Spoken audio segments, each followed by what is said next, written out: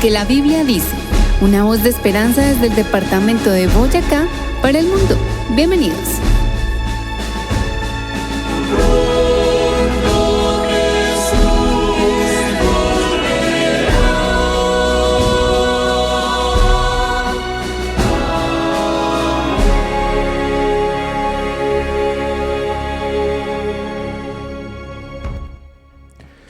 Qué bueno, estimados amigos, volvernos a encontrar para su programa, Lo que la Biblia dice.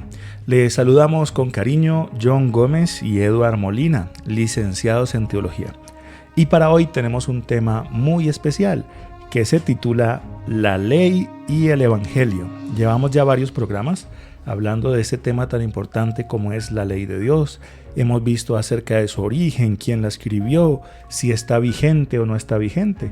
Y hoy entonces vamos a enfocarnos en esa relación entre la ley y el Evangelio. Así que les damos la bienvenida a todos, el Señor les bendiga, les guarde y vamos a hacer las cosas como el Señor manda. Vamos a pedir la dirección de Dios para abrir su palabra y vamos a hacerlo a través de una oración. Claro que sí, John. Vamos a orar entonces. Oremos. Bondadoso Señor, te damos gracias por el privilegio que nos das de estudiar tu palabra, de meditar en ella. Y rogamos, Señor, que tu presencia sea con nosotros, nos des la sabiduría, la iluminación y podamos comprender todas estas enseñanzas que tienen el propósito de acercarnos más a Dios. Lo pedimos y agradecemos en el nombre de Jesús. Amén.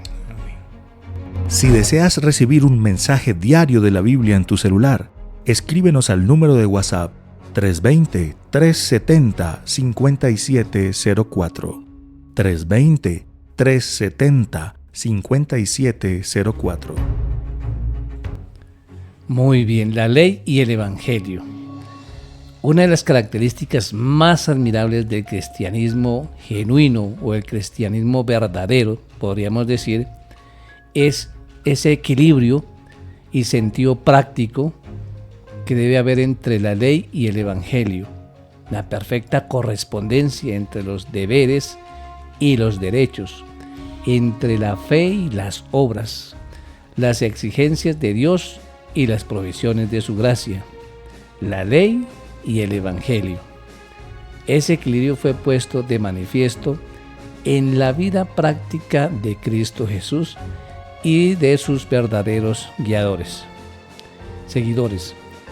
Y puede manifestarse también en nosotros, es decir, que nosotros también debemos poner en práctica esos deberes y esos derechos, esa fe y esas obras que Cristo Jesús puso en práctica y sus discípulos también. Este es entonces un tema muy especial, porque en este tema balanceamos esos dos conceptos, la ley y el Evangelio. Y es que algunas personas se van a los diferentes extremos. Es decir, algunas personas señalan que la ley de Dios no es algo importante, que fue clavada en la cruz y que ya nosotros no debemos guardarla, que no estamos, y enfatizan, no estamos bajo la ley, sino bajo la gracia, y entonces ya no es necesario guardar esa ley. Otros van al extremo de creer que es a través de las obras que hace el ser humano, que es a través de guardar la ley que llegan a ganar la salvación. Pero sabemos que tampoco es así como lo presenta la palabra de Dios. Entonces, el Señor Jesucristo nos dio ese ejemplo de un verdadero equilibrio entre la importancia de la fe y la importancia de las obras. Por supuesto, el Señor lo plantea de una manera muy especial, y es que las obras son el resultado de la fe. No hago las obras o no guardo la ley para ser salvo, sino que el ser salvo me lleva a vivir como Jesús vivió, en otras palabras, a guardar esa ley que Él tiene para nuestra vida. Entonces, ¿qué tal si miramos una primera pregunta? Y esa primera pregunta sería, según la Biblia, ¿cuál es el propósito de la ley? Bueno, precisamente el apóstol Pablo nos explica de ese propósito de la ley en Romanos 3:20, y dice así: porque por las obras de la ley ningún ser humano será justificado delante de él, ya que por medio de la ley es el conocimiento del pecado. Entonces, este pasaje de la Biblia nos deja claro que por las obras de la ley ningún ser humano será justificado.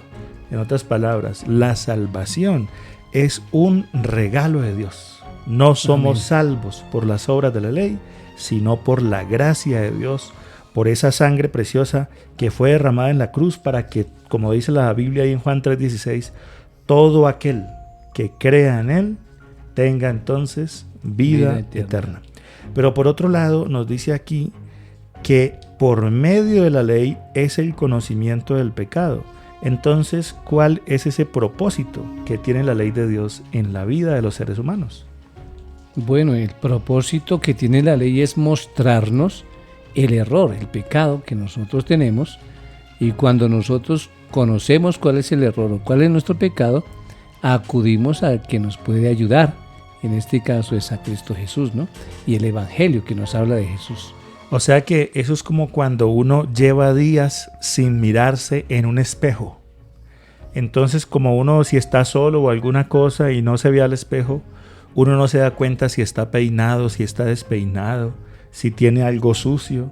Pero cuando uno se mira al espejo, entonces uno dice, óigame, yo estoy despeinado o estoy sucio, voy a cambiarme o voy a peinarme. Entonces, en ese sentido, la ley de Dios, como dice aquí, nos ayuda a conocer qué es bueno y qué es malo, cuál es el camino que Dios tiene para nuestra vida y cuáles son aquellas cosas que no son buenas para nosotros. Porque es que si vivimos nuestra vida solo con nuestro pensamiento, podemos llegar a pensar que algunas cosas que hacemos son buenas. Y después de que yo no le haga daño a nadie, como se dice, pues, ¿qué pasa, no?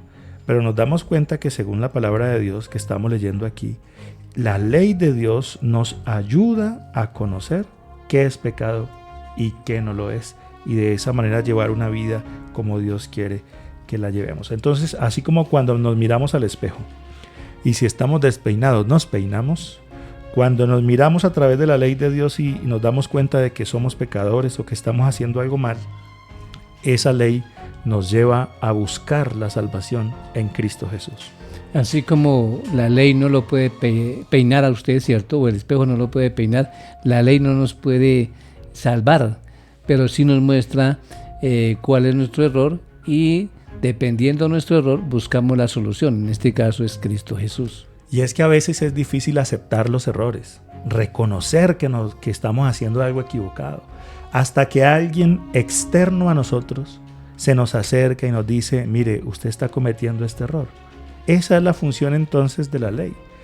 La ley nos muestra eso que estamos haciendo bien o eso que estamos haciendo mal y nos permite entonces buscar al Señor y su salvación. Ahora, ¿qué tan exigente es Dios respecto a cómo debe vivir el cristiano, respecto a esa conducta? Santiago capítulo 2, versículo 10 dice, porque cualquiera que guarde la ley, pero ofenda en un punto, se hace culpable de todos. Cuando miramos los 10 mandamientos que el Señor ha dado como esa ley moral, esa ley especial para el ser humano, algunas personas dicen, bueno, a mí me gustan estos 6 mandamientos y yo voy a guardar estos 6, pero este o este otro no me gusta, entonces no lo voy a guardar. ¿Qué pudiéramos decirle a esa persona? Bueno, la Biblia es clara. Dice, si ofende en un punto, dice Santiago 2:10, se hace culpable de todos. Dios quiere el 100% de nuestra obediencia en sus mandamientos. No acepta un 99%, es el 100%. Ahora que hay personas que dicen, pero es que en la Biblia hay muchos mandamientos. No solamente hay 10 mandamientos, sino que hay más de 600 leyes y mandamientos y estatutos. Sí, todo eso es cierto. El Señor dio, como mencionamos en programas pasados, dio leyes que eran aplicables a lo civil, dio leyes que era aplicable en lo religioso. Pero como dijimos en uno de los programas anteriores, hubo una ley que Dios escribió directamente con su dedo, con sus manos, y fueron esos 10 mandamientos de la ley de Dios. Y como hemos visto en otros programas, lo que Dios ha dicho, pues no podemos nosotros borrarlo por nuestra opinión o cambiarlo porque nos parece mejor o porque decimos este mandamiento sí nos gusta y este no. Qué importante es hacer lo que el Señor señala en su palabra. Ahora, Romanos capítulo 1, versículo 16, dice que no me avergüenzo del Evangelio porque es poder de Dios para salvación de todo aquel que cree. Qué bonito y qué especial es saber que el Señor tiene poder para salvarnos y salva a todo aquel que se dispone de corazón para hacer la voluntad de nuestro Padre Celestial. Por eso, entregarle nuestro corazón a Dios llega a ser muy importante, porque estas bendiciones de ser transformado, de ser salvo, tiene esa condición de creer, de aceptarlo. El Señor quiere que todos sus hijos sean salvos, pero no nos va a obligar a hacerlo, porque sería violentar esa libre decisión. Así que el Señor nos ofrece esa salvación y cada uno de nosotros debe aceptarla o rechazarla, dependiendo de la decisión que cada uno tome. Muy bien, así que precisamente por eso cuando el Señor Jesús vino a este mundo, recibió un nombre que nos recuerda lo que Él hizo por nosotros. En Mateo 1:21 dice: dará a luz un hijo y le pondrás por nombre Jesús, porque Él salvará a su pueblo de sus pecados. Así que Jesús es nuestro Salvador. Él es Emmanuel, Dios con nosotros, el que nos puede salvar, el que nos puede ayudar. En este caso, con respecto al pecado, que nosotros cuando nos presentamos ante la ley, vemos en nuestra vida. Él es la solución para cada pecado, para cada dificultad, para cada prueba. Si estamos pasando por alguna dificultad o una prueba, es el momento de acudir precisamente a Cristo Jesús como nuestro Salvador. Y qué especial es conocer este nombre. Es que la palabra Jesús traduce Salvador. Y eso nos habla del propósito que Él tiene para nuestra vida y por el cual Él vino a esta tierra, para salvarnos. Si el Señor Jesús es nuestro Salvador, como lo dice la Biblia, vale la pena mirar cuál fue la actitud del Señor Jesús frente a la ley de Dios. Hemos visto en programas anteriores que Él guardó esa ley. Sin embargo, vamos a leer algunos pasajes que nos orientan un poco más acerca de esa relación entre la ley y la salvación. Primera de Corintios 1:23 dice que nosotros predicamos a Cristo por ese poder y la sabiduría de Dios. Debemos nosotros recordar que quien dio la ley es nuestro Padre Celestial, infinito en sabiduría. A veces nosotros como seres humanos queremos ir más allá de la sabiduría de Dios. Dios dijo esto, pues no, yo creo que mejor hago las cosas de esta manera. Y entonces de esa manera llegamos a ser altivos en nuestro corazón, colocando nuestros pensamientos por encima de los pensamientos de Dios. Así que, ¿cómo fue esa actitud del Señor Jesús frente a la ley que dio nuestro Padre Celestial?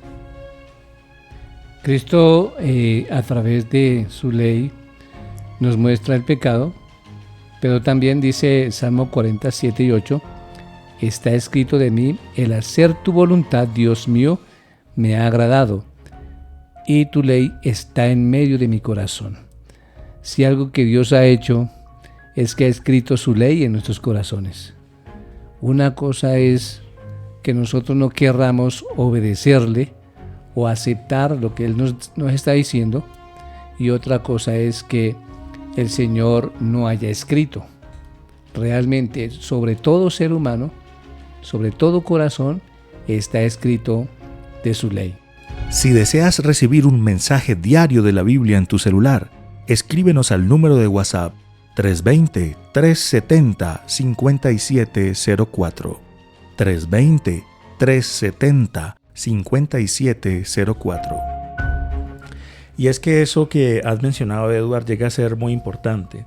El propósito de Dios es que ya esa ley que Él dio no esté escrita en tablas de piedra, sino que esté escrito en cada uno de nuestros corazones. Amén. Y qué importante es este pasaje que leíamos de Salmo 40, porque decía, el hacer tu voluntad, Dios mío, me ha agradado, y tu ley está en medio de mi corazón.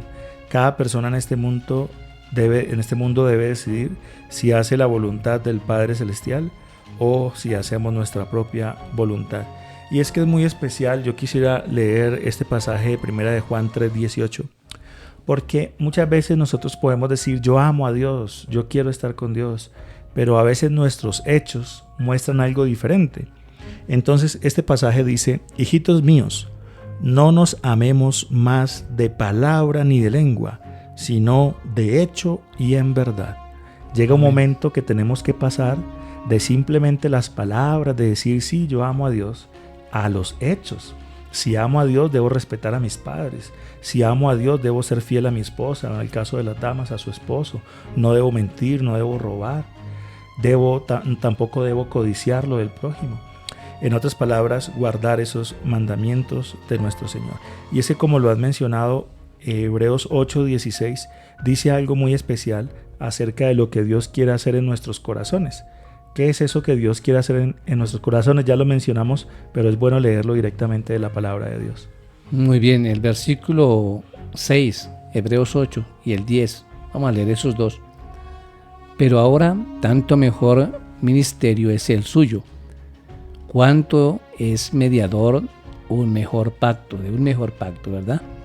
Establecido sobre mejores promesas, por lo cual este es el pacto que haré con la casa de Israel después de aquellos días, dice el Señor. Pondré mis leyes en la mente de ellos y sobre su corazón las escribiré. Es algo que Dios va a hacer, no es que nosotros podamos hacerlo. Por eso, quien lucha con su tentación, con sus pruebas, está haciendo mal. Es Dios el que nos va a ayudar a obedecer. Escribe en nuestra mente, en nuestro corazón su ley y también nos ayuda, como dice en Filipenses 2:13, porque Dios es el que obra en vosotros, tanto el querer como el hacer, las dos cosas. Y entiendo lo que mencionas, porque he escuchado a personas que dicen, bueno, yo tengo problema con el licor, así que bueno, voy a luchar y lucha y trata de hacerlo mejor, pero puede darse como resultado volver a caer y hasta de una manera más fuerte. Entonces, aunque debemos luchar contra la tentación, nuestra lucha más grande es la de someternos a nuestro Señor, dejar que Él nos transforme. Y es que la Escritura lo dice: sométanse a mí y el diablo huirá de vosotros. Es decir, el camino correcto para vencer la tentación es venir a los pies de Cristo, entregarle nuestra vida, nuestra voluntad.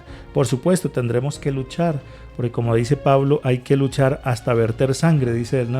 Hablando de una lucha como muy recia. Pero la lucha consiste en someternos a nuestro Señor. La lucha consiste en diariamente decidirnos por nuestro Padre Celestial. Y Él, que transforma nuestro corazón, así como mencionas, entonces también cambia nuestro actuar. Y qué especial es saber que el Señor está con nosotros. Ahora, ¿qué dijo el Señor frente a la ley? ¿Y qué dijeron los apóstoles acerca de la ley? Porque muchas personas señalan que la ley de Dios fue invalidada por la fe. Es decir, que ya como estamos en el tiempo de la fe, la ley quedó invalidada. ¿Qué nos dice la Escritura sobre esto que estoy mencionando? Bueno, allí en Romanos 3:31, el Señor dice a través del apóstol: ¿luego por la fe invalidamos la ley? De ninguna manera, explica el apóstol ahí. Más bien confirmamos la ley. No la estamos aboliendo, no la estamos invalidando, sino que la estamos confirmando, dice el apóstol ahí muy claro. Y hay algunas personas que conectan la ley y el pecado en vez de conectar la ley con la salvación. ¿En qué sentido lo menciono? Algunas personas dicen, no, es que ya no debemos guardar la ley porque el Señor ya la clavó en la cruz y eso era cuando estábamos en el pecado. Pero debemos nosotros reconocer que las leyes de Dios son eternas, que las leyes de Dios están de acuerdo con su carácter. Y en la Biblia nosotros nos encontramos las leyes de Dios antes de que entrara el pecado en este mundo. Un ejemplo de ello. Los mandamientos de Dios dicen: no adulterarás. En otras palabras, quien es casado debe mantenerse solo para su pareja. Y quien es soltero pues debe conservarse hasta que pueda unirse con su pareja como Dios manda. Ahora, eso no surgió en Éxodo 20. Nos encontramos antes del pecado en Génesis capítulo 2, que el Señor estableció esa ceremonia especial de unión entre estas dos personas que se acercan a Dios y entregan su vida en ese sagrado vínculo del matrimonio. Génesis 2:24 dice: por tanto dejará el hombre a su padre y a su madre y se unirá a su mujer y ambos serán una sola carne. Entonces la pregunta es, si estaban Adán y Eva y el Señor, ¿por qué el Señor les dijo dejará al hombre a su padre y a su madre?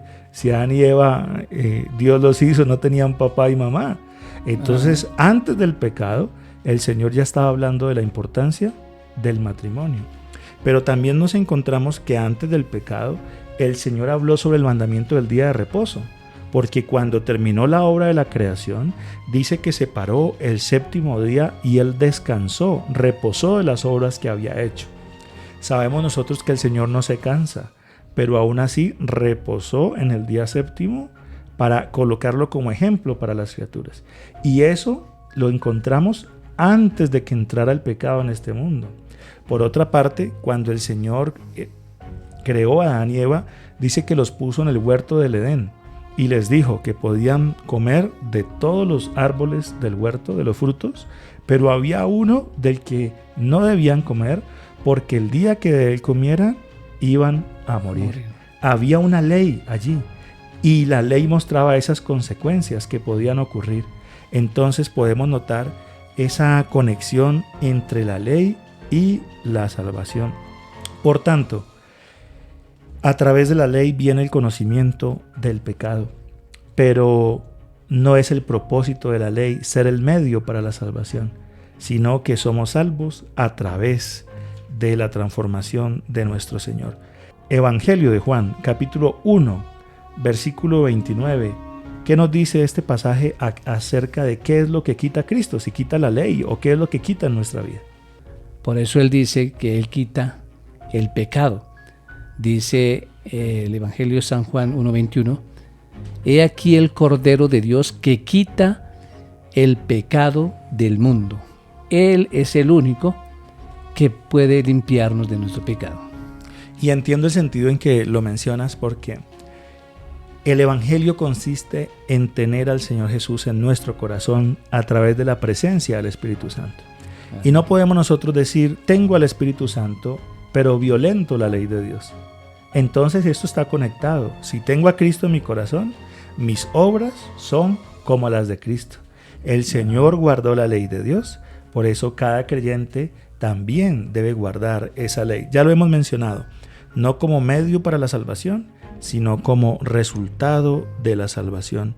Ahora, entonces, ¿qué fue lo que fue abolido? Entonces leímos que el Señor quita el pecado del mundo. Pero segunda de Timoteo capítulo 1, versículo 10, dice también que Jesucristo quitó la muerte y sacó a luz la vida y la inmortalidad por el Evangelio. En otras palabras, quiere el Señor librarnos del pecado y lo hace, por supuesto, a través de esa salvación que Él nos ha otorgado. Bueno, y la transformación que Dios hace, ¿no? ¿Cómo es que la hace? Según de Corintios 3:18 dice: por tanto nosotros todos, mirando con el rostro descubierto y reflejando como en un espejo la gloria del Señor, somos transformados de gloria en gloria en su misma imagen por la acción del Espíritu del Señor. Dios dice ahí que es por la acción del Espíritu Santo, es decir, Dios obrando en nosotros produce el querer como el hacer. Y es que hay muchas personas que hoy en día señalan: ven a Cristo y Él te acepta tal cual como eres. Y eso es cierto. Pero el Señor no solo quiere perdonarnos, sino, como leemos en este pasaje, también Él quiere transformar nuestra vida. Porque es que venimos nosotros al Señor con muchas cargas en nuestro corazón, con muchos errores. Pudimos hacernos daño a nosotros mismos rompiendo los mandamientos de Dios, pero también le hicimos daño a nuestra familia, le hicimos daño a nuestros seres queridos. Y entonces ahora lo que el Señor quiere es transformarnos a su imagen. Pero esto no ocurre sino por la transformación del Espíritu de Dios. Qué importante es ver que el Señor quiere salvarnos, que el Señor quiere rescatarnos. Muy bien, es importante también tener en cuenta que la gracia de Dios es la que nos salva, ¿no? Según Gálatas 3:8 dice, y la Escritura dio de antemano la buena nueva a Abraham, diciendo, en ti serán benditas todas las naciones. Es precisamente por esa obediencia de Abraham que eran benditas todas las naciones, ¿no? Por la gracia que Dios le dio a ese hombre. Sí, y es que yo escuchaba a algunas personas decir que Abraham fue salvo por las obras de la ley y que no fue salvo por la fe. Y de acuerdo con la palabra de Dios, fue Abraham uno de los padres de la fe. En otras palabras, él hizo unas buenas obras, pero esto fue producto de la fe. Mira lo que dice Romanos capítulo 4, versículo 3. ¿Qué dice la Escritura? Creyó Abraham a Dios y le fue contado por justicia. Entonces allí nos habla no solo que Abraham fue una persona que siguió la ley del Señor, sino que tuvo fe y eso le fue contado por justicia. Romanos capítulo 3 versículo 20 nos dice, por las obras de la ley ningún ser humano será justificado delante de él, ya que por medio de la ley es el conocimiento del pecado. Entonces notamos nosotros, como hemos dicho, que no es a través de la ley que tenemos la salvación, pero la ley hace parte de ese proceso de salvación porque nos muestra en qué podemos estarnos equivocando y nos muestra esa necesidad de buscar a nuestro Salvador Cristo Jesús, pedirle perdón por nuestros pecados. Hay gente que dice, si eliminamos la ley, pues fácil porque solucionamos el tema del pecado, pero no es de esa manera. Eliminar la ley es quitar esa luz que nos muestra qué es bueno y qué es malo. Ese tutor que nos lleva a Cristo Jesús. El verso 24 también nos da un poquito más de claridad, ¿no? Dice, son justificados gratuitamente por su gracia, mediante la redención que es en Cristo Jesús. Es decir, el Señor pagó con su muerte en la cruz de Calvario el precio del pecado, de la desobediencia. Y es por eso que ahora, por medio de la fe, podemos llegar a ser salvos. Y es que alguien pudiera decir, pero si ya estamos en la fe y en la gracia, ¿para qué guardar la ley? Romanos capítulo 6, versículo 1 y 2 dice, ¿qué pues diremos? ¿Perseveraremos en el pecado para que la gracia abunde? De ninguna manera, porque los que hemos muerto al pecado, ¿cómo viviremos aún en él? Y Mateo 5:17 nos muestra si el Señor Jesús vino a abolir la ley o no, porque dice, no penséis que he venido a abolir la ley o los profetas, no he venido a abolirla, sino a cumplirla. Y bueno, ahí en el Evangelio de San Juan 15:10, el Señor también lo dice de la siguiente manera, si guardáis mis mandamientos, permaneceréis en mi amor, así como yo he guardado los mandamientos de mi Padre y permanezco en su amor. Él mostró ahí, dio un ejemplo, así como yo permanezco en los mandamientos de mi Padre y permanezco en su amor, así es como debemos hacer nosotros también.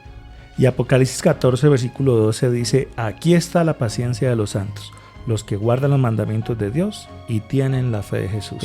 En otras palabras, habrá un pueblo, habrá un grupo de personas que al final de los tiempos se enfocará en recibir la gracia de Dios y esa gracia los motivará a guardar los mandamientos de nuestro Señor. Estimados amigos, llegamos aquí al final de nuestro estudio y esperamos en 8 días continuar con estos temas de la palabra de Dios. Muy bien, vamos a terminar dando gracias a Dios a través de una oración. Señor, te damos gracias por permitirnos conocer cada día más de tu palabra y de tus mandamientos.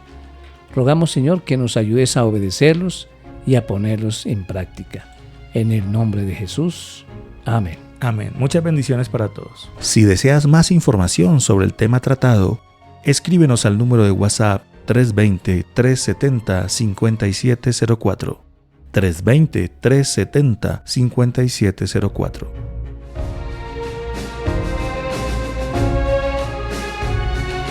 Pronto vendrá, sí, pronto vendrá. Lo que la Biblia dice, un programa patrocinado por sus amigos, los adventistas del séptimo día.